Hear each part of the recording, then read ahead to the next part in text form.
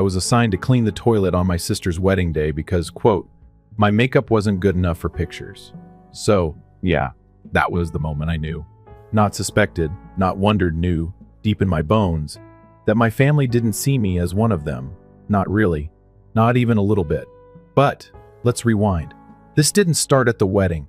That was just the rotten cherry on a shit sundae I'd been forced to eat for 32 years. I was the second daughter, the support act, the family errand runner, emotional sponge, and backup babysitter. My sister, Claire, she was the son, the golden child, the future lawyer, future wife, future mother, mom's favorite, dad's pride. My job was to orbit her without burning up. Claire got ballet classes and birthday parties and new clothes. I got hand-me-downs and told to be grateful. When she cried, everyone ran. When I cried, it was, stop being so dramatic. I kept quiet. I helped. I stayed in the shadows and smiled through it. I even loaned Claire $3,000 for her college deposit because her dream school didn't offer her enough aid. She never paid it back, never said thank you. The wedding planning was a masterpiece in emotional warfare. Every idea I offered was shot down with Claire's signature syrupy smile. That's cute, but not really the vibe, you know? I got demoted from bridesmaid to helper, then from helper to just show up and don't make it about you. But I stayed, because family, because hope, because trauma makes you loyal in stupid ways. Then came the big day. I showed up early, hair done, makeup fresh. My dress wasn't designer, but it was elegant. I even wore the gold necklace Mom gave me when I turned 16, the only nice thing she'd ever passed down. I walked into the bridal suite, and Claire barely looked up. Oh good, you're here. Can you clean the downstairs bathroom? One of the groomsmen had a situation. I thought she was joking. I laughed. She wasn't joking. Your makeup's not really picture ready, she added. We don't want anything distracting in the photos. I stood there, smelling the sweet stink of hairspray and Prosecco. Every woman in that room looked away, even Mom, especially Mom. So I cleaned the damn toilet, scrubbed it until my knees ached. Then I walked outside, got in my car, and left. No one noticed, or if they did, they didn't care. That night, I got exactly one text from Claire. Sorry if you were upset. But you know how important today was for me. I stared at it for a long time. Then I deleted it. And her. And every photo we ever took together. I didn't cry. I didn't scream. I just lay there in my tiny rented room, staring at the ceiling, listening to the silence. And that was rock bottom. Not because of what they did, but because I finally realized they were always going to do it. Because that's who they were. And I'd let them. I'd handed them the knife and thanked them for cutting me out. But that was the last time. Because the next morning, something in me broke, and something stronger took its place. They didn't even notice I stopped coming around. No more Sunday dinners. No more group texts. No more bending over backward just to be ignored. I became a ghost in my own bloodline, and honestly, it felt like the first real breath I'd taken in years. Of course, ghosts don't stay invisible for long when they stop doing chores. At first it was quiet. A few, hey, haven't seen you in a while texts from Mom that reeked of performance. Then Claire chimed in, you've been distant. Are you okay? Like she hadn't banished me to the bathroom stall of her fairy tale wedding. I didn't answer. I let the silence do the talking. It's amazing how loud it gets when you stop filling it with explanations and apologies. A week later, Mom called. I let it go to voicemail. When I finally listened, her tone was crisp business casual disappointment. You need to stop punishing the family for your own bitterness. That word bitterness, like I'd caught it from a dirty toilet brush. Not a trace of concern, just moral superiority wrapped in perfume and pearls. But the kicker? Claire went nuclear. She posted this whole Instagram carousel wedding photos, of course with a long, syrupy caption about forgiveness and healing from people who choose to hurt you out of jealousy. I was tagged, publicly, like a scarlet letter with filters and hashtags. Her fans, our extended family, even distant cousins I hadn't seen in decades liked, commented, shared their thoughts. And no one asked for my side. Why would they? Claire cries pretty. I cry alone. That post wasn't an olive branch. It was a torpedo.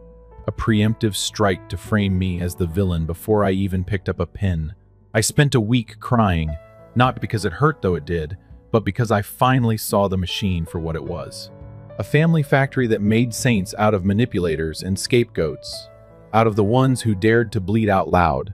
So I stopped answering. I changed my number, blocked every one of them on socials. Claire sent emails. Mom sent guilt packages, boxed cookies, and old photos with passive-aggressive notes like, "Thought you'd like to remember what family feels like." I threw them away unopened. It didn't stop there. One night, I came home and found my apartment door slightly open. Nothing was stolen, but things had been. Shifted. Jewelry box lid off. Desk drawer ajar.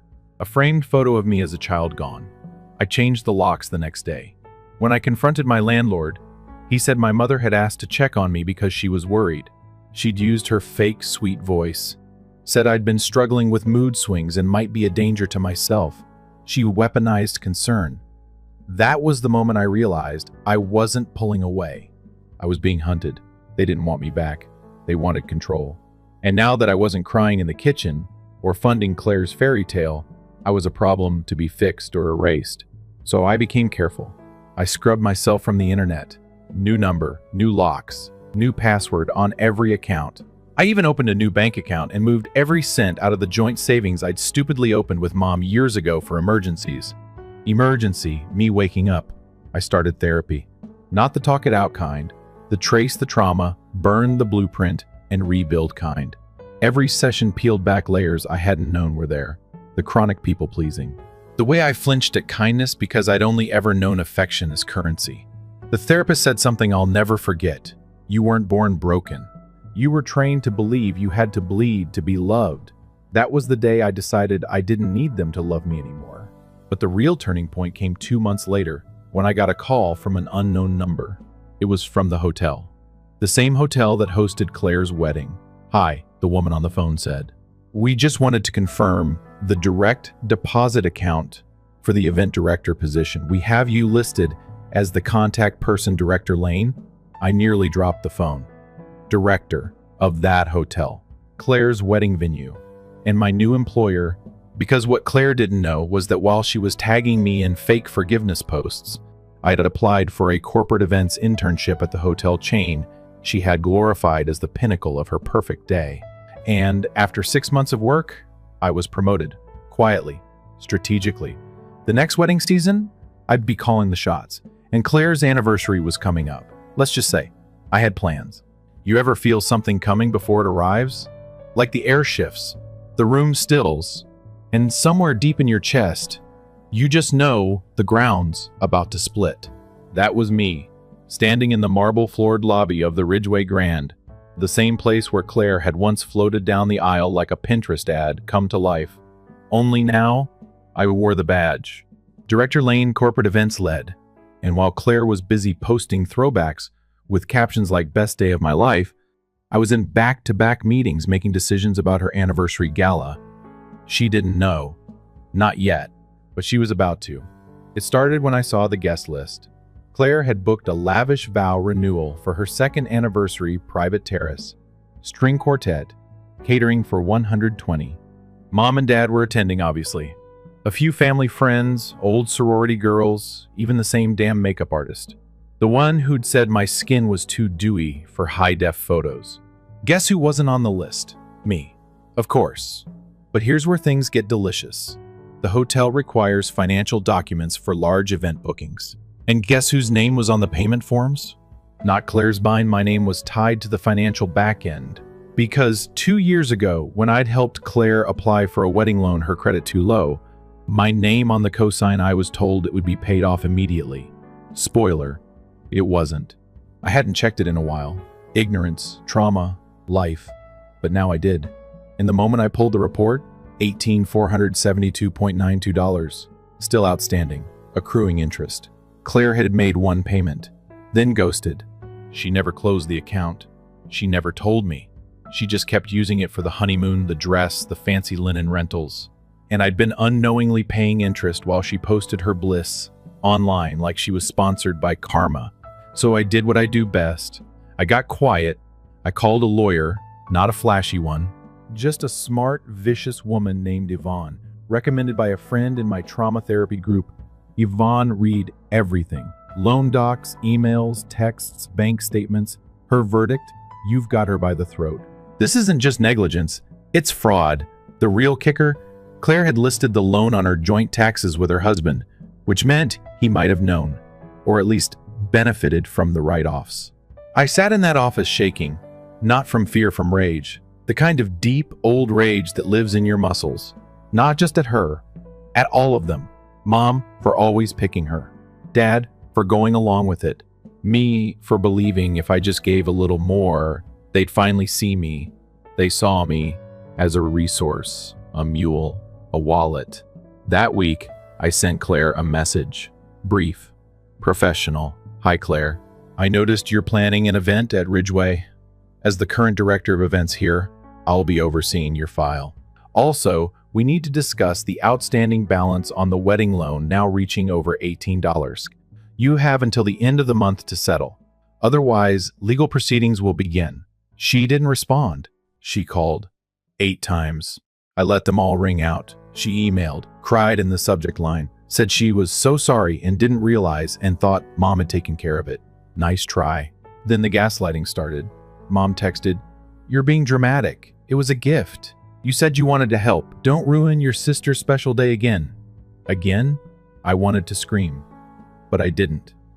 Instead, I gathered every receipt, every text thread, every time I'd bailed her out financially. I added timestamps, PDF'd it all, sent a final email. Claire, per our previous message, failure to pay by the 30th will result in civil action.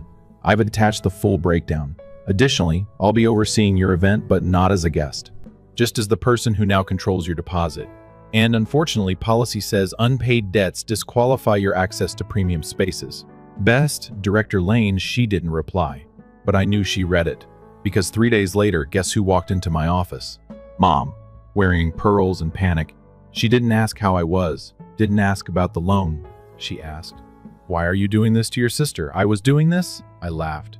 Quiet, bitter, because you raised me to clean toilets when I should have been building thrones. And now? I own the whole damn ballroom. She left in tears. I didn't follow. Instead, I emailed Yvonne again. We were ready. The court date was set. And Claire? She was about to find out what it feels like to be the background character in someone else's story. Courtroom air is weird, dry, artificial. Like everyone's pretending this isn't just a fancy arena for petty war. I sat there in my blazer, the same one I'd worn to interviews, while Claire partied in Aruba on my credit, and stared at the woman across from me. She looked smaller, makeup caked under her eyes like armor. Her husband beside her, jaw clenched so tight he looked like he could snap in half. Claire wouldn't meet my gaze. Her lawyer started with the usual fluff misunderstandings, emotional stress, familial generosity taken out of context. But then Yvonne stood up and turned into a goddamn sword. She laid it all out. The loan Claire had promised to repay, the forged signatures on the rental contracts, the tax documents showing joint benefit, the texts where Claire thanked me for saving her wedding, and then the final dagger, my bank statements. Months of interest payments drained from my account while Claire posted #blessed. Claire tried to cry. It didn't work. Not when Yvonne pulled out the Instagram anniversary post with the caption, "We did it all on our own. No help, no debt, just love." The judge asked if I wanted to make a statement. My legs shook when I stood, but my voice, cold, clear. I loaned my sister thousands for her wedding because I thought I was part of this family. I was wrong. I was used, lied to, gaslit. And when I asked for repayment, I was treated like a traitor. I looked directly at Claire. "I scrubbed toilets on your wedding day. You made me feel like dirt. But today, I get to be clean. I don't want revenge. I want freedom and accountability." Claire's mouth twitched. Her husband looked like he wanted to disappear. Judgment was swift. Claire had 90 days to repay the full amount plus interest and fees. Her lawyer's face dropped like a bad souffle. There was no more pretending. The game was over. But it didn't stop there. Because remember the hotel? While all this was unfolding, Claire's vow renewal was still booked. And I still had the power to pull the plug. Per hotel policy, clients with active legal disputes or outstanding debts couldn't use premium facilities. So I revoked her terrace access, reassigned her ballroom, downgraded the catering to standard tier, even replaced the string quartet with a basic sound system playing royalty-free elevator music. I sent a formal notice, just a line. Due to ongoing legal proceedings, the following changes have been made to your reservation. She showed up the day before the event, stormed into my office, and slammed her hands on my desk. You're ruining everything. I didn't even blink. You did that yourself. She spat something about forgiveness, about mom crying every night, about how family means moving on. I stood up, slow. Family means not exploiting the one person who ever showed up for you. You said, my makeup wasn't good enough for your photos. You made me clean a toilet. And now, you want mercy. She blinked. I smiled. This is mercy. You still get your party, just not the fantasy. I turned away and sat down. She didn't move. Not for a long time. Then she left. The vow renewal happened in a beige banquet room with cold chicken and folding chairs. The golden couple smiled through gritted teeth while guests whispered, everyone saw the cracks now. But my favorite moment? The photographer approached me at the end of the night, same guy from the wedding. He said, you carry yourself different now. Stronger. I shrugged. Turns out washing yourself clean of certain people does wonders for posture. He laughed and walked away. Claire didn't speak to me that night. Neither did Mom. But I saw her standing in the parking lot, talking to the photographer, her voice shaking, hands wringing. She was unraveling. And for once I didn't reach out to save her. I got in my car, rolled down the window, and let the silence be the last thing she heard from me. 6 months. That's how long it took for the dust to settle. The court closed the case. The payment came in full thanks to a personal loan Claire had to take out, which I heard her husband wasn't thrilled about. My lawyer handled everything. I didn't speak to her once. Mom called on my birthday, left a voicemail, said she missed how things used to be. Like there'd been some golden age where I wasn't the family's unpaid maid and emotional trash bin. I didn't respond. They tried a few more times. Cousins messaged me on Facebook.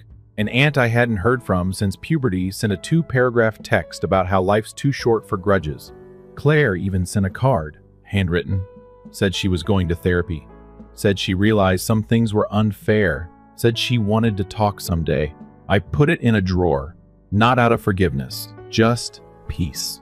I didn't need closure from people who shattered me in the first place. Instead, I focused on me. I moved to a new apartment, bigger, brighter. I painted the walls the color I wanted, soft green, like spring after a brutal winter. I hosted a dinner party with friends who actually looked me in the eye when I spoke. We drank wine, laughed too loud, and toasted to fresh starts. The hotel job? I kept it, got another promotion. Started training junior staff, mentoring young women who reminded me of myself, quiet, eager, a little bruised. Only now I told them the truth, that sometimes the people who break you are the ones who raised you, and that survival isn't weakness, it's the first step toward power. One night, I found myself alone on the rooftop of the hotel, the same place where, 2 years earlier, Claire had taken pictures in her custom gown while I was scrubbing vomit out of a guest bathroom. The stars were out. The city hummed. I sipped my coffee and breathed in the silence, not heavy, not empty. Just mine. I didn't feel triumphant. I felt whole. The thing is, revenge stories never really end with applause. There's no audience clapping, no spotlight, just you, and the knowledge that you made it out. I didn't burn bridges, I built exits. And when they came crawling back, all tears and nostalgia and blood-thin guilt, I didn't scream. I didn't block them in rage. I simply didn't open the door. Let them knock. Let them wonder. Let them feel the silence I used to drown in, now echoing on their side of the wall. I don't know if Claire will ever understand, or Mom, or any of them. But I do know this. They said I was heartless. But for once, I put my heart first. And damn, it finally beats free. Story 2, Alex is my name. I've always been the laid-back one in the family. And I'm 32. Between my 2 siblings, I am the middle kid. My younger sister, Emily, is the golden girl, and my elder brother, Mark, is the golden boy. That made me the silver spoon, I suppose. Though not the first choice for anything significant, it is presentable enough. Maturing. There was nothing Mark could do wrong. My dad's car was once smashed into a ditch by him. When I spilled a glass at dinner by mistake, I got off with a pat on the back and blamed it on slick roads. Mom gave me a week of cold stillness and a classic sardonic Alex that essentially established the tone for everything that came after. I thus didn't anticipate a warm reception when Mark became engaged to Lisa, the most fussy lady I've ever encountered. Lisa's family believes that the term middle class is derogatory. She inquired whether my shoes were old or simply worn out when we first met. I thought she was kidding, so I laughed. She wasn't. After that, there was always a glimmer of contempt beneath her fake grins whenever we spoke, but I remained at a distance. She and Mark deserved each other, I reasoned. Two individuals who are fixated with looks, optics, and situations that may be shared on Instagram. The concept of love appeals to them. If it received likes. From the beginning, the wedding preparations were a circus. I volunteered to assist. "We've got it covered," Mark said. I gave them a considerate engagement present. Just a framed picture of our grandparents' wedding day, nothing fancy. Something nostalgic. Lisa returned the text. "Thank you. We'll locate a location for it. In the basement, perhaps." Hey. I didn't respond. I just changed in my mind the amount I had allocated for their wedding present to something more commercial and less sentimental. I would handle it as though it were a simple requirement 1, 2, or 3 weeks before to the wedding. I got a call from Mom. "Simply dress formally. Please be kind to Lisa's family and avoid overanalyzing the situation." There was weight to that final part. As if she thought I would cause trouble, I refrained from speaking. "Yes," I replied. I wouldn't miss it. I wouldn't either. I had a promise to uphold, not because I was eager. Years ago, when my father was ill, I promised him that I would always be present for important family occasions. After another round of chemotherapy, we sat in the hospital waiting room, and he made me repeat it. "Even if you receive ghostly treatment." He smiled wearily as he spoke, particularly at that time. So I came. The setting was a gorgeous vineyard, the kind you only see in classic films or magazines. There are string lights everywhere. Soft classical music is being played by a live quartet. People dressed as if they were trying out for a perfume ad. I found the coordinator when I got there early and inquired about my seat. She scowled as she looked at the list and gestured for me to move to the back of the reception tent table. "You're actually close to the fire exit. Right there is that chair." I traced her finger. It wasn't even a table, just a folding chair alone, tucked between a fake potted tree and a red exit sign. No place card, no table number, no name. Just there. I stood still for a second, thinking it was a mistake that someone would run over apologizing, maybe offering me a seat somewhere real. But no one came. People were arriving in waves. Smiles, hugs, cheers. I spotted Emily and Mom near the head table laughing with Mark. I raised a hand. Emily waved half-heartedly. Mom didn't even acknowledge me. I try not to take it personally. Tried. That's when Liza walked by, flanked by 2 bridesmaids. She saw me standing next to the folding chair and smirked. "Oh, you found your seat," she said. Then gave me this once over like I was a thrift store donation. "Only real family gets a real table." I blinked. "Excuse me." She didn't even stop walking. "Don't take it personally," she said over her shoulder. It's just space was tight. I stood there for another full minute. Heart beat loud in my ears. The envelope in my pocket felt heavier than ever. It was a gift card, but not just any gift card. $1,500 to a luxury spa resort. Something they mentioned in passing during the engagement party. It's the only way to unwind after planning a wedding, Lisa had said, massaging her temples dramatically. I kept the card in an envelope with a handwritten note that said, "Enjoy a peaceful honeymoon on me." But I didn't hand it over. I pulled the envelope out of my coat, looked at it for a moment, then tucked it back in. I turned around, walked toward the front of the tent, and as I passed the champagne table, I said, just loud enough, "Enjoy the honeymoon while it lasts." A few people turned to look. My mom hissed, "Don't make a scene." Her eyes were hard, like she was already preparing her speech about how I ruined the day. But I didn't shout. I refrained from arguing. I just smiled because I already had a plan. A quiet, subtle, slow burn plan. I didn't leave immediately. I wanted to stay long enough to plant the seed. I made my way to the open bar and ordered a soda, casually sipping while watching the chaos swirl around the bride and groom. Lisa was glowing for now, circling from one curated photo opportunity to the next. Mark looked a little overwhelmed, but he always did when he didn't have a script to follow. The photographer shouted directions. The bridal party flitted around, adjusting bouquets and reapplying lipstick, and I just stood there like a shadow. Nobody took attention. Well, almost no one. My cousin Sarah, the only person in our family with a working emotional radar, discovered me near the bar. "Hey," she said, giving me that look. "Have compassion. Have I burned this house down with you?" If you spoke the word I just heard from the coordinator, where they positioned your foldable chair beside the fire escape, I said, lifting my glass in faux salute. Real classy. Her face twisted. "You didn't deserve that." No, I agreed, but I've learned not to expect much. We spoke for a few minutes, largely trivial things, until I noticed the DJ starting to set up. That was my cue. I nodded toward the reception tent. I suggested that you have your phone handy for later. Sarah's eyebrows went up. "Do I need to worry?" "Unless you're a fan of Lisa's curated reality," I said with a smile. She made no inquiries. She only smiled. "If you need backup, text me." Before supper was served, I sneaked out. Nobody took attention. Not Mark, not your mother, not even Lisa. When someone recorded her spinning beneath a chandelier, she was too preoccupied to fix her hair.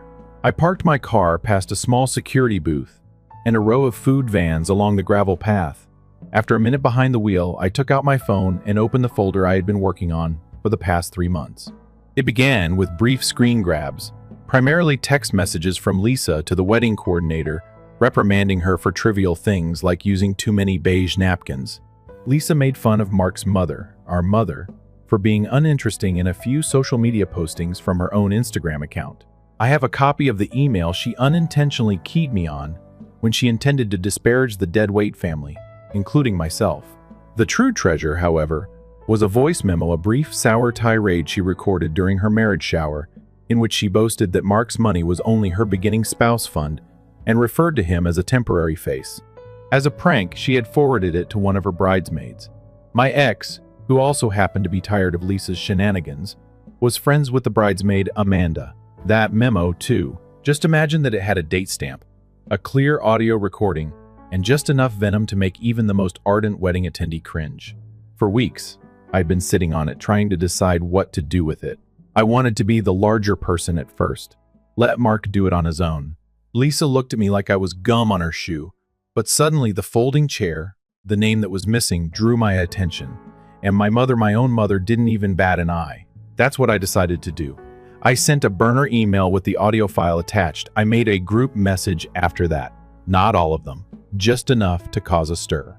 Identify some of his groomsmen, a few of Lisa's cousins who were uneasy whenever she spoke, Amanda, Sarah, and one specific recipient who would be the actual accelerant, who was Lisa's former boyfriend. Fun fact, she had met him during a Vegas ladies' vacation only 6 weeks prior. Since I wasn't asked to speak at the reception, I provided a brief remark. "I thought I would share my toast with you here." Well done. I sent it, shut off the application. I then took a car home. I discovered 12 missed calls, 38 text messages, and a voicemail from my mother that began, "What did you do?" when I woke up the next morning, and concluded with, "Alex, you had best solve this. I didn't hear the others." I decided to read the aftermath after making coffee and opening my laptop. It had blown up in the group conversation. Amanda had sent the message to yet more recipients. It was posted to a subreddit dedicated to wedding rumors. Already it was popular. Alongside quotations from the letter, a screenshot of Lisa's Instagram post titled "Best Day Ever" was being sewn into memes. The Starter Husband Fund, my favorite book, seems like a one-time deal, but the real deal, Mark, hadn't posted anything. Nor a thank you, nor a picture. Even marriage doesn't start. A status report, radio silence. Sarah texted me at noon. The luncheon after the wedding was called off. Lisa apparently locked herself in the restroom of the hotel. Mark gave his friends a home. He seemed to have been struck by a truck. I wasn't done yet, so I didn't respond. There was yet another thing I was planning. I waited a day. Not because I was anxious. Since the quiet was louder than any argument I could have orchestrated, I must admit that I had never felt more at ease. No irate text from Mark. Don't backpedal. Lisa apologizes. Not even a little bit. We must speak with Mom. only this weird void, as if everyone was acting as though I didn't exist. Ironically, they had been treating me in this manner for years. It wasn't on their terms this time, though. The fissures were beginning to emerge by the second night. I got a call from Sarah. It was a full-on call, not a text, which was unusual for her. When I replied, I heard her release her breath as if she had been waiting all day to do so. "All right, you must understand what is going on. How are you two?" Half smiling, I said. She said, "No, really. It has the drama of an implosion." The voice memo had apparently been sent to Lisa's extended family WhatsApp group. Not amused was her aunt, who had paid for half of the wedding flowers. Already, her parents had shown little interest in Mark. They were now ashamed that their ideal daughter had used her marriage as a publicity stunt to raise money. The recording made Lisa giggle and declare, "I'll keep him around until the condo construction is finished," despite her attempts to spin it as being taken out of context. After that, it's whatever. "I'm not going to establish a future with him, even if he's nice." Yes, very endearing. Mark, meantime, was in shock, since he had always been in denial about Lisa's warning signs. Sarah claimed that he had not returned home following the wedding. He reportedly spent the most of Monday pacing the living room with his phone in hand, and muttered stuff like that while staying at his groomsman, Ryan's house. Was this the way it was always? How could I have missed this? Admittedly, I wasn't pleased that he was in pain. He's my brother. Even though we weren't close, I didn't want to ruin him. All I wanted was for him to see what I had been seeing all along, that he wasn't loved by Lisa. I was never truly protected by that mother, that at most, I had served as a background figure, a prop, and a trustworthy wallet. However, I hadn't even reached the final step of my strategy. See the gift card to the spa? I didn't call it off. A week prior to the wedding, I diverted it. I changed the name and moved it into a reservation. Lisa was a female coworker, someone she detested. Jasmine, her coworker. Lisa once described the person as a social climber who was always wearing imitation backs. The anecdote was told to me over a family meal when Lisa took over the table and talked about workplace politics as though no one else was paying attention. Lisa said that Jasmine had once ventured to ask her if they could divide the cost of a group meal. I thus understood what I was doing when I contacted the spa and altered the receiver name to Jasmine W+ Visitor. Sarah claims that the morning after the brunch was canceled, Lisa called to make the appointment, but Lisa wouldn't know until then. "Lisa, hello. Yes, please confirm that I have a couples massage reservation. It's beneath." "Hold on, what are you saying? It's been cleaned already." "Jasmine, who is she?" "Do you mean me?" On the other end, I could almost hear the glass breaking. That small detour. It wasn't retaliation, it was artistic. Finally, later that night, Mom called.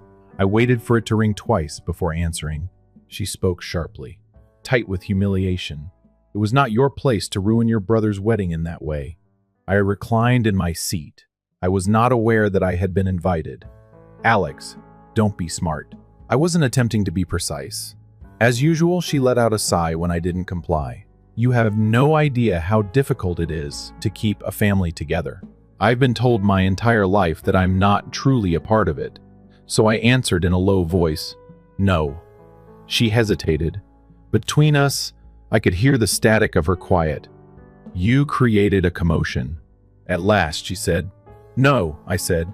"You caused a commotion by remaining silent while you observed me sitting near the fire escape by myself. I just switched on the lights." Before she could respond, I hung up. Sarah emailed me a screen grab of Lisa's Instagram later that week. The wedding pictures were no longer there, each and every one. Suddenly, her account was filled with yoga positions, beach phrases, and ambiguous descriptions like sometimes growth means letting go and healing isn't linear. However, Mark's account had remained unaltered. Radio silence continues. I didn't stop watching, though, because the true unraveling was still taking place behind closed doors. Even if the consequences had begun publicly, Mark needed to make some choices. Mom was going to have to endure the anguish of a son who had finally refused, and Lisa had answers to make. However, none of them were aware of the final step I had taken. Not quite yet. Because of the guy Lisa saw in Vegas, her ex-boyfriend. Yes, he sent me a message. It turned out that he had his own travel stubs, receipts, pictures, and an email confirming his hotel stay that included Lisa's name and his date for that particular weekend. She informed Mark that she was getting back in touch with her bridesmaids, and I suspected Mark would want to see them, but not in a spiteful manner. No more. Because sometimes quiet retaliation is the best kind. It's not mean, it's just the truth presented in the appropriate manner and at the appropriate moment. The music faded, and the least fairy tale turned back into dust when the wedding lights dimmed. At last, the moment was perfect. I waited precisely 1 week longer. Some things take time to sink in. Not because I was procrastinating. Mark, too. It took him a while to come to terms with betrayal. He was the type of man who required alone, silence, and encouragement. My brother was someone I knew. In his life, he believed in the best-case scenario, the fairy tale, and the glossy exterior that everything would work itself out if you smiled for the pictures and said the right things. He could not, however, ignore this. Not when every word seemed like a warning he didn't hear until it was too late in that voice message.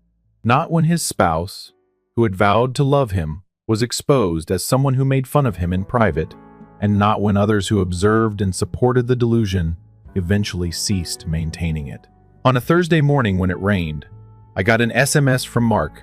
It wasn't long. "We must speak. May I visit?" I took a moment to look at the screen before responding. "Yes?" At any moment.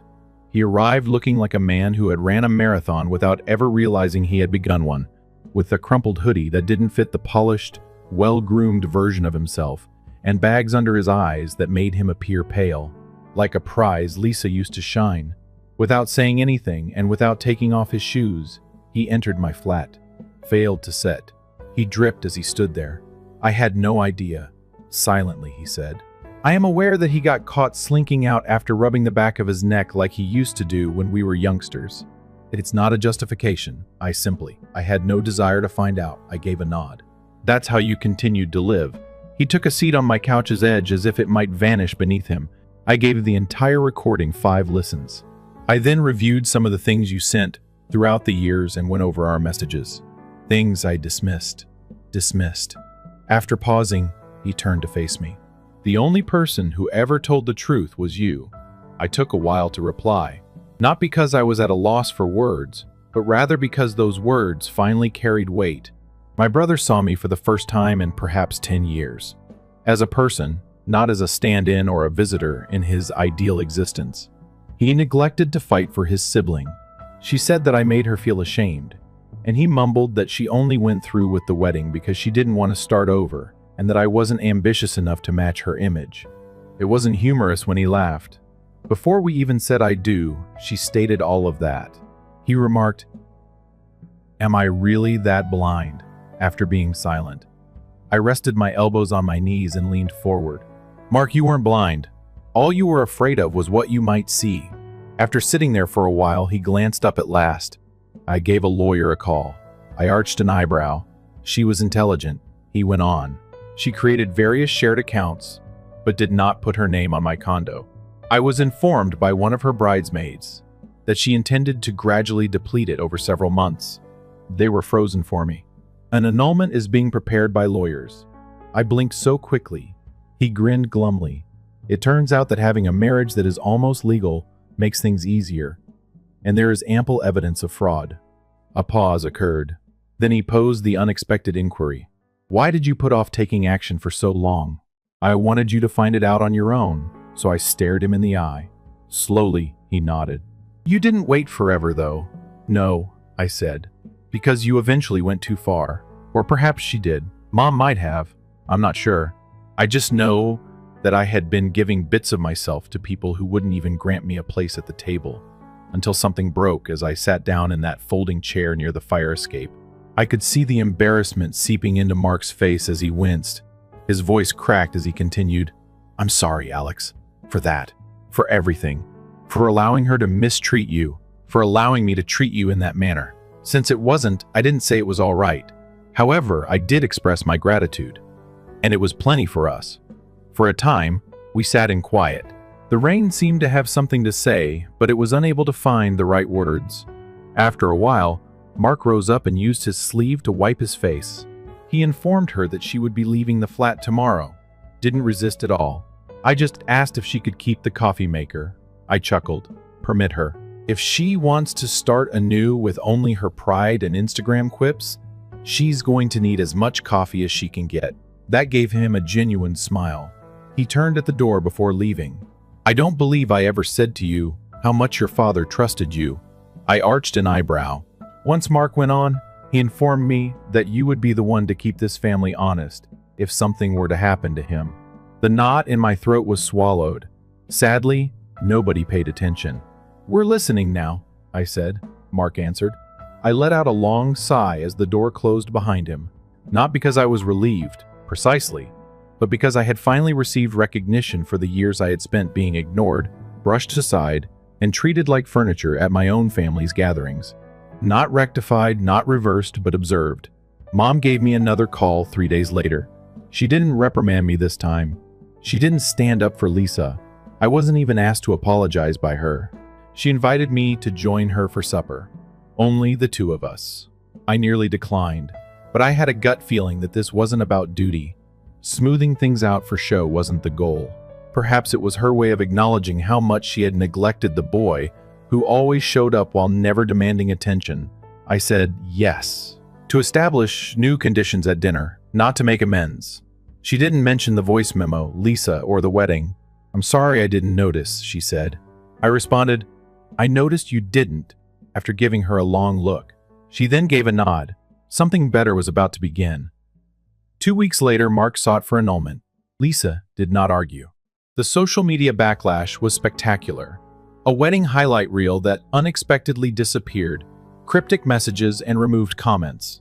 Within a month, she was back living with her parents and applying for brand offers that didn't exist because her starter spouse fund went out quicker than she could refresh her browser. I wrote a message and sent her a little folding chair as a parting present. A genuine table is only given to real families. I hope the best for you. I wasn't expecting foreclosure from her, but it's clear that she blocked me.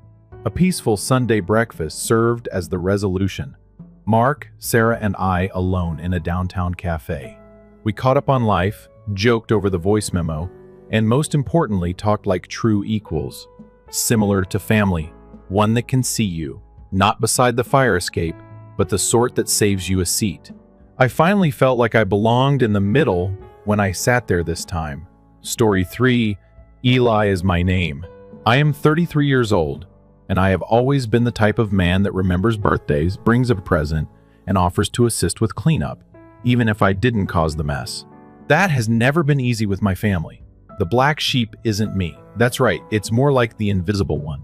I've never had a major argument with someone, and I'm not loud or theatrical. However, as the years went by, I began to feel the gradual silent burn of being edged out of small activities, like group chats. I was left out of inside jokes and family photographs that I couldn't comprehend, despite the fact that I had been there, standing off to the side. I always assumed the best about them. They failed to remember. It wasn't personal, I remind myself. I should not have clung to that story for so long. I suppose a part of me believed that if I simply continued to show up, be helpful, and be pleasant, people would ultimately notice me again. Silent exclusion has the advantage of providing persons with plausible deniability. The worst thing is that you don't need to be told that you're unwanted. They just stop you from anticipating an invitation. I attended my nephew Liam's 7th birthday celebration last month. The child of my sister. I brought him a Star Wars Lego set, said to have been pleading with him for it, and even assisted him in constructing the initial part of it. After the party, I stayed while my sister browsed through her phone while the other grown-ups cleaned up and helped with the dishes. Informal discussion, small conversation, nothing strange. It seemed typical, as if, just if, things were leveling off. I was expressing my excitement for tomorrow's large family meal. I'm excited to catch up with everybody. It was entirely sincere. Tara, my cousin, froze in the middle of eating the remaining cake. Then she started laughing. You don't know? Hold on. Yesterday was that day. I turned to face my aunt across the kitchen as my stomach fell. I was hoping this would be a poor joke, but it wasn't. Without a hesitation, she took out her phone. She had pictures. My parents' backyard, with a large table arranged, fairy lights, glasses of champagne. To my horror, everyone dressed up. even relatives I hadn't seen in a long time, were there speeches, group shots, or toasts. It was not a haphazard backyard cookout. The family meal was the occasion, the one that my mother throws each summer, which is essentially a reunion. My aunt began looking through the collection as if she were showing me pictures from her trip. Yes, this was just before dessert. At that point, your mother made a little statement about how blessed she is. She began to carefully say the last portion to me, as if she had realized too late that perhaps I shouldn't be hearing it. However, the moment had already been tainted. My sister, who hadn't spoken yet, looked up from drying a dish and mumbled, "Maybe take the hint next time," as my cheeks became heated and my mouth became dry. As simple as that. I remained silent. I remained still, as if she hadn't just stabbed me in the chest. I remained there for a few seconds, watching her nonchalantly wipe off a serving tray. There was an abrupt lack of air in the room. I set down the sponge, went into the living room, and took out the envelope with the additional gift card and Liam's birthday card. After sneaking in as a surprise, I headed home. I kept thinking about what she had said. Pay attention to the hint. I repeatedly played them back. The manner in which she spoke. Not in a furious manner, not maliciously, simply exhausted. As if it had been long overdue. As if I were some ignorant stranger who had failed to notice the indications, which were becoming more and more clear. As if I were a burden because I still thought I belonged. I'll be honest. In my car, I sobbed. I'm not ashamed of it, but I'm also not proud of it. It had nothing to do with skipping meals. It was about the last lucidity, the definitive affirmation that I was no longer one of them, that I had turned into, at most, a remote duty. I had trouble sleeping that night. Staring at the ceiling while lying in bed, I reflected on years of slights. I dismissed the time. They uploaded group images with folks I hardly knew after telling me the Christmas meal was only for immediate relatives. The lost birthday greetings. The group conversations I only learned about via screenshots. And the jokes that I never really understood since they took place in places I wasn't allowed to enter. Here's the problem, though. I don't look for retribution. I'm not petty. I have no desire to retaliate against anyone. It was time to do what I needed and what I desired. No more wishing, no more arriving. No longer giving grace out like candy. I'm hoping it will get me a place at the table. That evening, I began organizing things. Not retaliation. Not in the typical sense anyhow. Something more long-lasting. Since they seldom see me at all, it would be unexpected. The initial phase was monetary. You see, I've been doing really good for the last several years. It's where I work. Even though I'm not a billionaire, I have made wise investments, particularly since I started managing properties a few years ago. They don't know since I don't really get asked about my life. I currently own 3 rental properties. They're not sure. Through anonymous grants I established for my LLC, I have been discreetly assisting my parents with expenses such as plumbing and roof repairs. I never required acknowledgement for it. Since they are or were my parents, I just wanted to help them. My mother called me a week after the birthday celebration. She was in a panic. During the season's first heat wave, her home's central air had failed. She added, her voice trembling, "We were told the repairs are going to be over $8,000. According to the person you typically deal with, he did not get the customary maintenance retainer this year. Has the fund experienced any changes?" I informed her coolly that I had ended the grant program. At first she was perplexed, but I didn't explain. Everyone who attended the meal, including you, can probably come up with a solution. She remained silent as I said. I could practically hear her mind racing. I didn't hold off till she answered. I simply hung up the phone, courteously. I phoned my lawyer that same day. I have provided funding for numerous projects throughout the years. Savings for my niece's college education. My uncle's dental procedure is urgent. A part-time helper. My sister's Etsy shop used to benefit from her assistance. I had all of the receipts. They were all unaware. None of them understood that I had linked those money to agreements and provisions that might be revoked with only one signature. I froze the accounts, mailed the letters, and signed them. About 2 weeks passed before the wave reached my inbox. Missed texts and flooded calls. My cousin just told me what's going on in a fast time. However, I didn't answer. The family group discussion followed. Not the one from which I had been barred, the previous one. The one I made 5 years ago when everyone wanted to plan the logistics of the funeral after Grandpa went away. My admin privileges were still in effect. To perhaps get the hint, I renamed the conversation. Then each member was eliminated one at a time. I said nothing at all. Nothing but quiet. However, that was just the start, for there was one item I had not yet retracted. And when I did, everything was different. The thing I still hadn't retracted, the lake house, was the only thing that kept me connected to them. Technically, it wasn't mine. Not quite. My grandfather owned it. Afterward, it was jointly inherited by my mother and my Aunt Val, her sister. My cousin Tara received Val's part after she passed away. It was the same cousin who made fun of me for skipping the family meal. My mom fell behind on some payments years ago, so I discreetly bought out her part. I legally own half. However, the family's mental scorecard was never updated. They continued to treat it as though it were Grandma's home. It was freely used by everybody. Holidays, weekends, and even entire summers. I allowed them to do so for years. I didn't save it for myself, never refused. Whenever someone desired to make use of it. Last summer, I even covered the cost of the new doctor, silently, without acknowledgement. Now, however, right now, the lake home served as a platform. I also had the script. I waited for the typical flow of family members during Memorial Day weekend. For more than 10 years, it had been customary. Barbecues, bonfires. While the adults were inebriated from cheap drinks and became as boisterous as the sunset, the children were fishing off the pier. I had not been invited for the past 3 years, but I used to adore it. But I didn't require an invitation this time. All I had to do was turn up. Do a little-known provision in the deed that permitted either owner to petition. Usage of conflict developed when I submitted the papers 3 days before to the weekend to limit shared access to my portion of the property.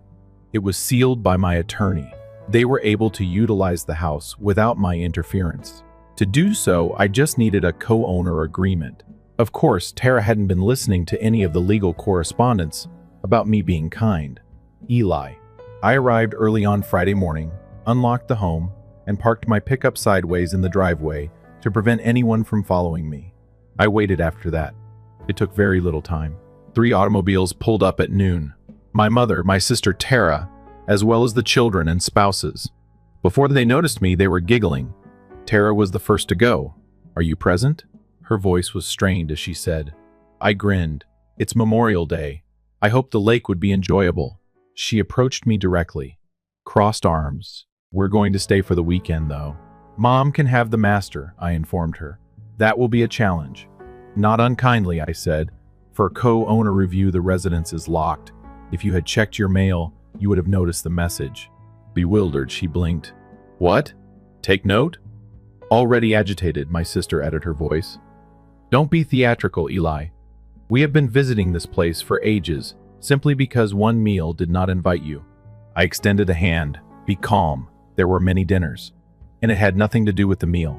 Respect is at issue. This family has long since stopped providing it." At last, my mother came closer to her voice. "Keep quiet, Eli. We didn't intend to hurt you, honey. It was fair." Things became hectic. "You are aware of the situation." For a moment, I nearly melted as I gazed at her. Nearly. Then I recalled all the times Mother had justified my sister's brutality, dismissed exclusion with a laugh as if it were a miscommunication. He repeatedly played the role of mediator by urging me to be the greater person. I answered, "I know exactly how it is. That's why I'm here right now." This home is no longer a common holiday destination. We design a new agreement if you desire access. We alternate usage and divide up maintenance. Or, I shrugged, "We sell." "You would dare not," Tara responded, raising her voice. "Because of the damaged sentiments, you ruin the family tradition." I looked her in the eye, steady. "No. The family element has already been ruined by you. All I'm doing is paperwork." They tried guilt-tripping, begging, and shouting. My mother started crying. I was referred to be selfish by my sister. Tara made a lawsuit threat. It didn't matter, though. I had all the paperwork. The receipts, the texts, the deeds clause, and the quiet that had been consuming me for years. At last, that was gone. Clarity referred to as necessary, and clear took its place. They eventually departed. Not without hurling a few last words behind my back. I didn't flinch, though. Until the cars vanished down the gravel road, I remained on that porch. After that, I entered, sat in the antique rocking chair, and opened a beer. I used to use that night, Grandma. I made a fire in the backyard pit. I watched as the embers, like sparks from some forgotten 4th of July, rose into the sky, and I felt like I belonged somewhere for the first time in a very long time.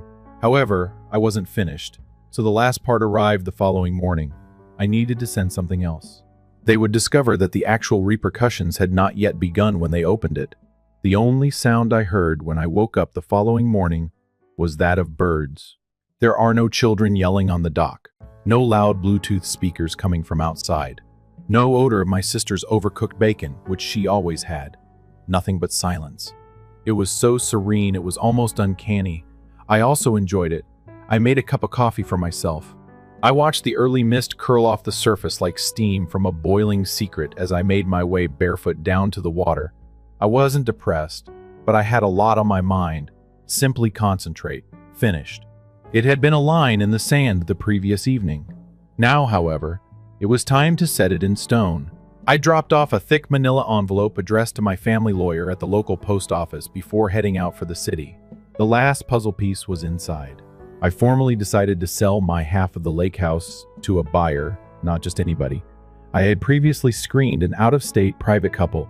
No drama, no children, just retirees looking for a peaceful summer getaway. If they accepted, I would have even given them a marginally better offer. Just one requirement. A gate would be erected. Just enough to identify their portion and legally bar any unintentional visits from extended family members who used to treat the house like their own private retreat. However, the sale contract was not the only item in the envelope. It also contained my exit letter, a single page folded on top of the documents addressed to my entire family. I wrote it slowly, carefully, over 2 nights. I didn't want to be cruel. I just wanted to be honest, brutally, surgically honest. Here's a part of what it said to everyone who forgot me. You may not have realized it, but over the years, I became a ghost in this family. Not because I drifted away, but because you quietly pushed me there with your exclusions, your silence, your smug smirks.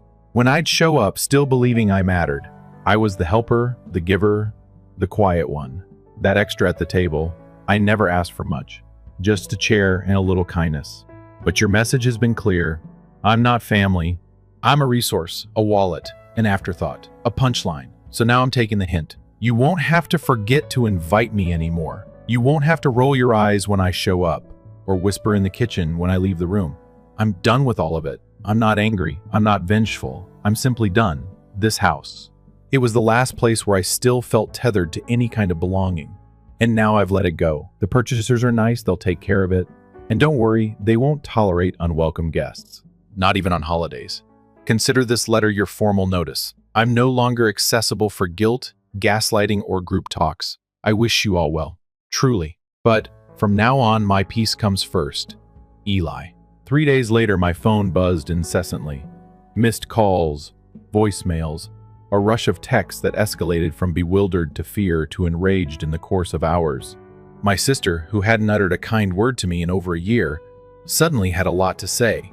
Things like, "You're hurting Mom's heart, and you're acting like a child." My cousin Tara sent a wall of text that started with, "Are you truly selling the house?" and finished with, "You'll regret this."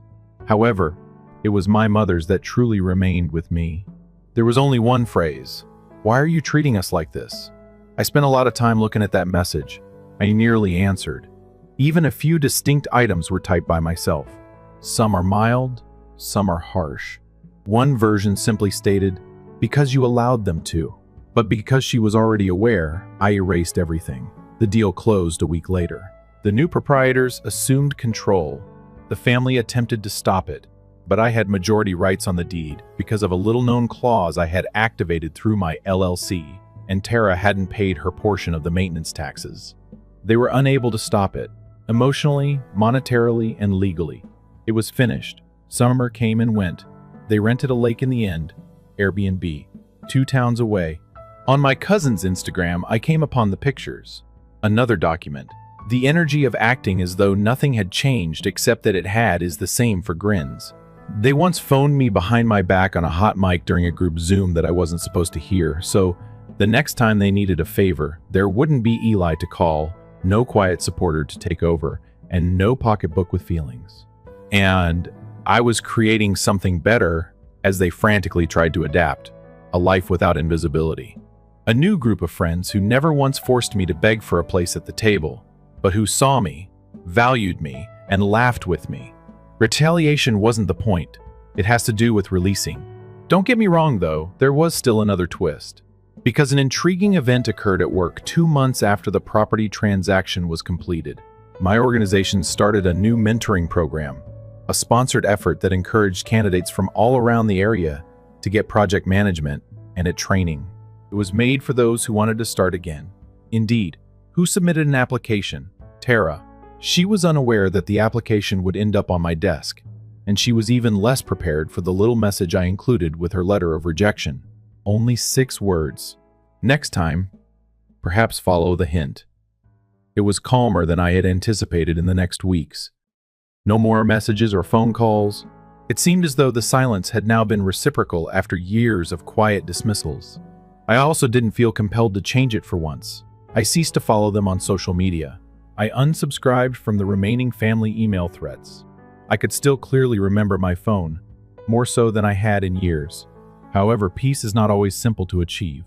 Some nights, I woke up wondering whether I had gone too far, if I should have simply remained the reliable, quiet one, the one who, in order to preserve a tenuous family illusion, bit his tongue. That inner shame had been a comfortable, well-worn garment that was strangely consoling. However, I came to understand that guilt is a tactic used by manipulators when direct control is no longer effective. Letting it go is difficult. However, something new began to develop in its place, so I did. Something more powerful. Honor.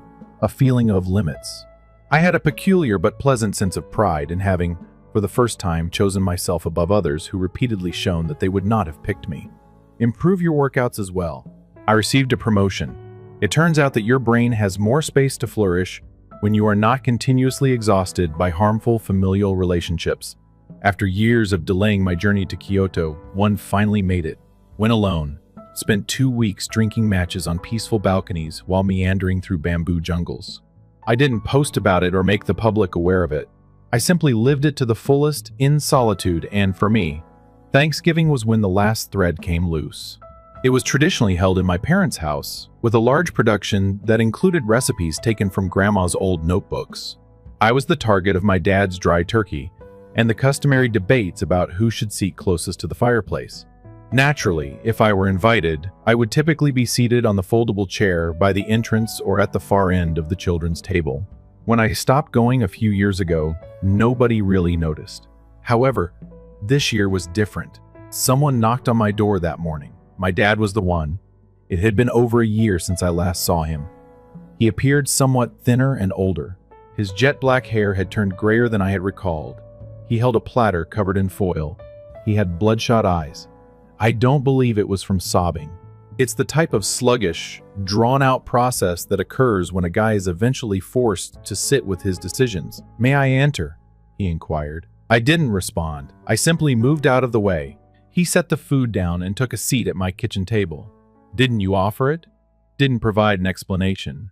For a long time, he just gazed at the wood grain as if it had answers he didn't have.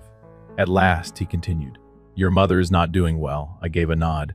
When you lose control over people, that's what usually happens. He winced, whether it was the words or my composed delivery of them. "Eli, I don't know if she's sorry. Every day she says it." I sat across from him and poured him a drink of water. She told me that face to face for years. He appeared to want to dispute. "You were right to walk away," he replied with a sigh. "I didn't anticipate that," he added. I informed her that we need to have approached the situation differently, and that you shouldn't have been treated like an outcast in your own family. I attempted to discuss it with your sister. She accuses you of being theatrical and harboring resentment. I chuckled quietly, not with laughter but with astonishment. She does, of course. She's also not doing well. Her Etsy store shut down. She is currently residing with us. Your mother is under a great deal of stress." And he gave me a glance. At last. Glanced closely. I'm not here to make you feel bad. I came to this realization, which is why I am here. It wasn't you who left the family behind. We left you behind. We just grew accustomed to the notion that you would never resist. There was a heavy quiet between us. I read your letter, he added. I arched an eyebrow. The one you forwarded to the attorney? After the house was sold, he sent me a copy. I read it 3 times. Every time I sobbed. I was at a loss for words. He said, "You're a better man than I ever gave you credit. I apologize that losing you and the house was necessary to witness it. I trusted him. I have no idea why, but I did." His voice had an unpolished quality, not theatrical, simply exhausted. I got up, went to the refrigerator, and took out a little pumpkin pie that I had bought the previous day. I put 1 piece in front of him after slicing 2. No turkey. "But it's real whipped cream," I said. He gave a little smile. From then on, we didn't communicate much, only ate. 2 guys without a clear path forward, and too much history between them. However, it was something. It's a beginning, not a complete fix or reconciliation. And I made it plain that if anything changed in the future, it would be on my terms. No more taking a backseat in my own narrative. No more appeasement. A few days later, I received a handwritten letter from my mother. I read it twice. I then put it aside. I wasn't prepared to answer. Perhaps I would never. It's not always easy to forgive, and it's not always accompanied with change. Weeks went by. With a sense of calm I hadn't experienced in years, I was heading into winter. Peace was earned. Then I received a text message right before Christmas. Not from my sister, not from Tara, from my nephew Liam. The message was sent via video. "Uncle Eli, hello." He spoke into the camera with a toothless smile. "I miss you, even though Mom says we shouldn't communicate." I told her that was stupid. "I hope all is well with you. Another Lego spacecraft is being built by me. This time it has 3 engines behind him." My sister's voice yelled at me. "Give me the phone, Liam." The video ended. I repeatedly watched it. Anger was not the cause of the pain in my chest. Only sadness. Not for me. For him. For what purpose? He was being pulled into the vicious cycle of marginalization. The use of quiet as a weapon. That wasn't fair to him. I returned a video as a result. "Hello, friend."